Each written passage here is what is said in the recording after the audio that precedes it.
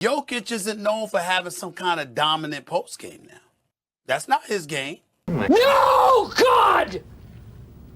No, God, please, no! Hold on a second. It's not his game. He's not a dominant. Is he a dominant post player? No. Hey, Is Jokic a dominant post player? Stephen A., we've got 10 years of tracking data. You know what the #1 most efficient half-court play is in 10 years across the NBA? What? A Nikola Jokic post. What is it? There you go. Whoa. Boom. Whoa. Boom. Hold on, wait. JJ. JJ. I'm done. JJ. I'm done. Listen, I'm done. I'm done. Can I respond?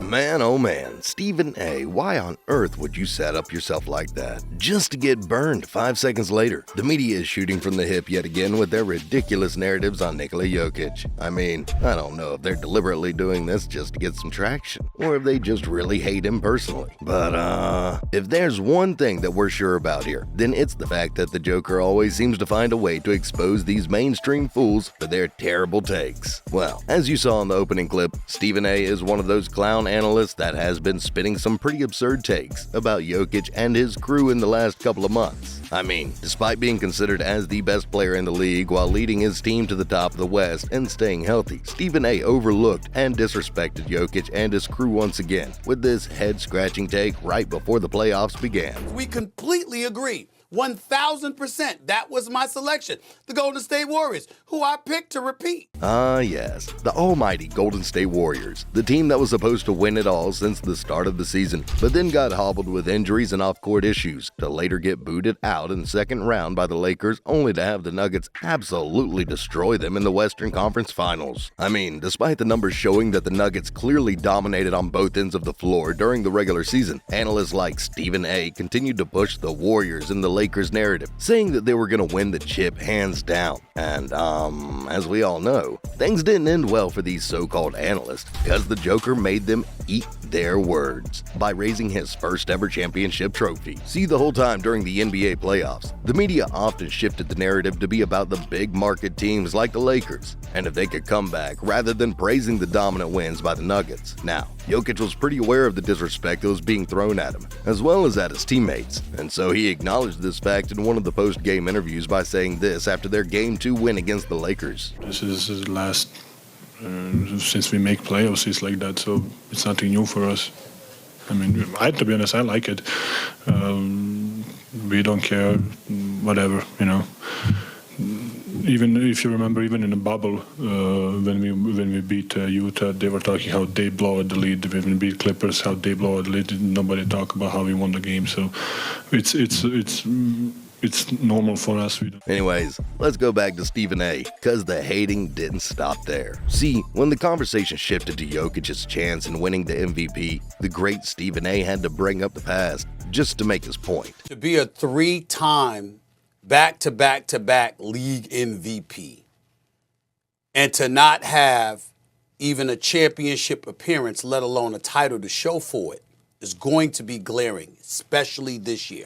The last 4 years, they've been in the semifinals twice, if I remember correctly. They got bounced out. They've been in the semifinals once, went to conference finals.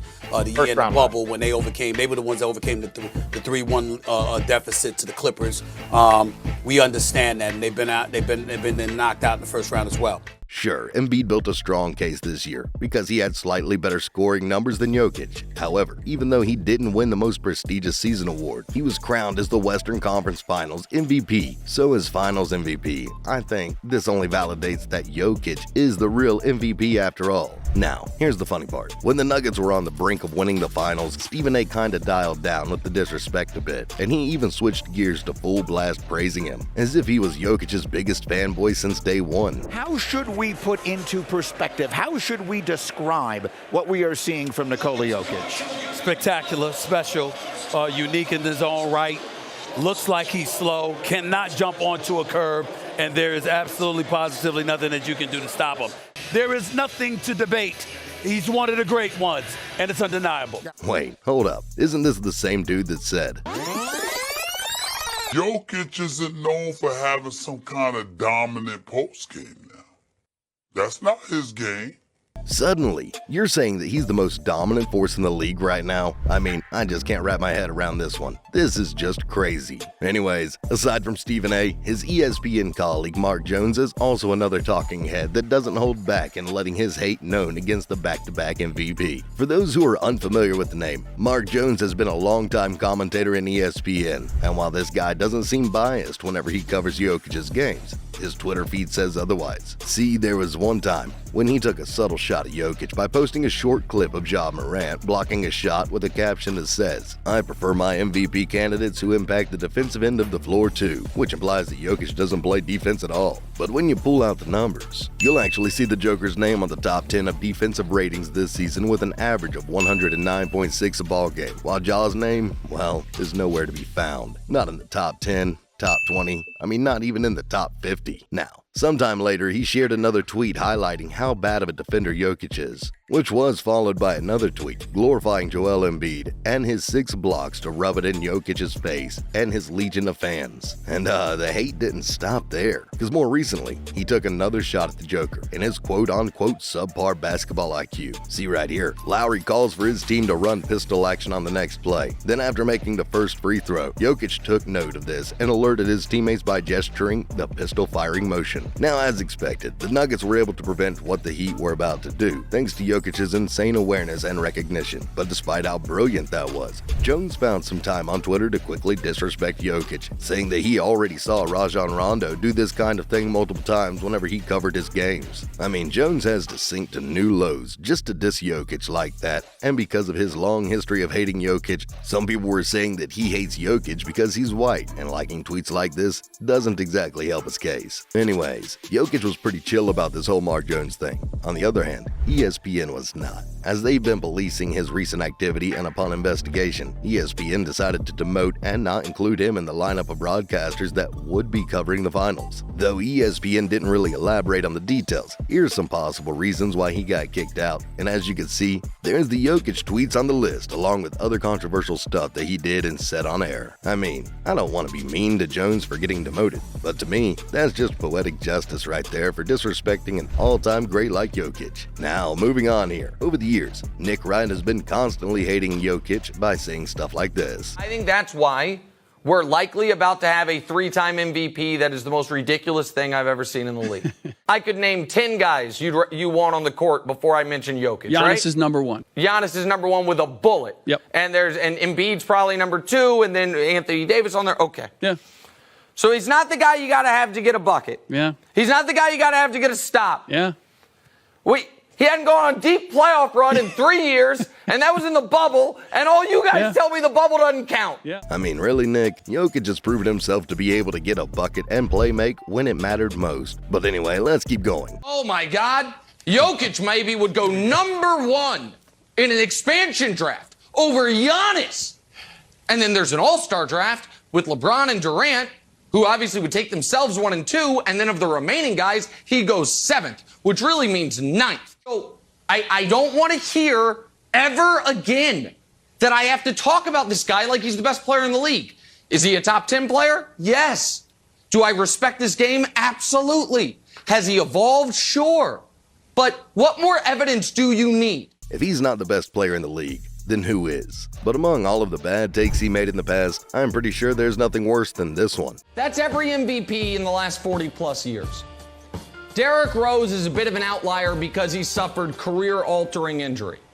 Look at those names. Does Chris Paul fit right in probably the lower half, but the middle-ish of those names? The answer is yes. Can we agree, and I know Nuggets fans are going to get mad at me, if Nikola Jokic wins the MVP, he's the worst player to win the MVP since Dave Cowens. No. So, Nikola Jokic is better than who? No disrespect to Dave Cowens, but this dude just said that Jokic was just a slightly better MVP than a player who played in an era where steals and blocks, as well as three-pointers, were not even recorded yet. Give me a break. And when you compare their MVP numbers side by side, you would notice that even a 5th grader could easily identify who the better MVP is by simply looking at the stats head on. Now, to add on to this, Cowens played in an era where the overall skill and athleticism of players were not that high yet, and the competition was not that tough. Meanwhile, here's Jokic dominating in an era where everything moves fast, filled with athletic dudes and a bunch of unicorns, all the while punishing them with weird-looking shots along with only a 20-inch vertical. I mean, to put it simply, the comparison made by Wright was not just insulting, it was borderline criminal if you ask me. Anyways, after Jokic won the chip, his fellow colleague at First Things First got him real good by mocking him and his ridiculous takes over the years. You can't give him 3 MVPs in a row.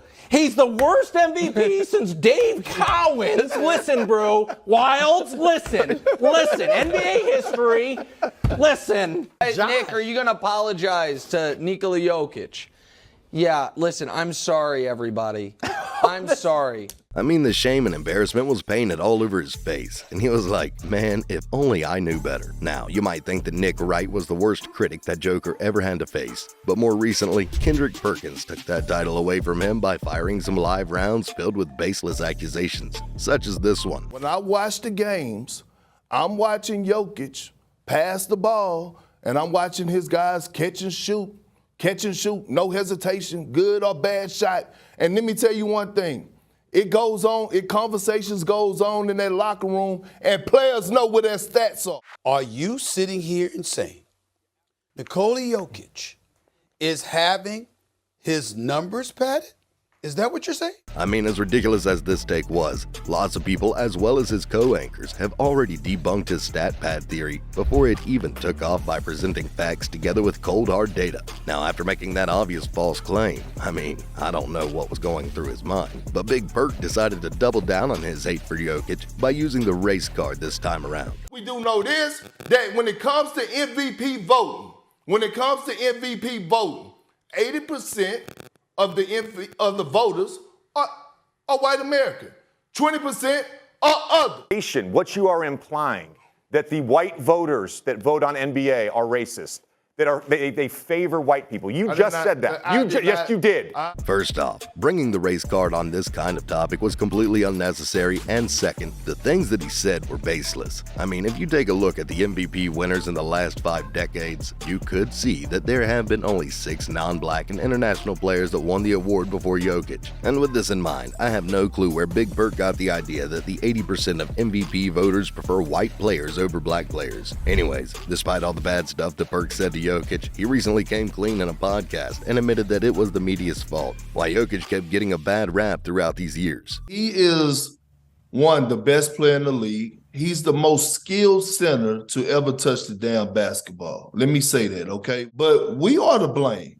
And that's us as the media, us at the network, ESPN, because we should do a better job of promoting and marketing him. And he should be on television, because if you want to show someone how to play basketball the correct way, you got to show them Jokic. When you're talking about IQ, when you're talking about straight skill, Jokic is the guy that you're supposed to be watching. We shouldn't have to be waiting to the NBA Finals to be able to appreciate Jokic. Like, we got to do a better job, including myself, of actually marketing him. Like, let's talk about the Lakers and LeBron James and Jason Tatum, and more talk about Jokic. Well, Perk. By winning a championship this year, I really believe that these talking heads will now turn the other way around and will finally start giving Jokic his dues for all the things that he has accomplished so far in his young career. But at the same time, I'm not keeping my hopes up, as these so-called analysts will start ganging up on you the moment you fail or underperform on the big stage. So,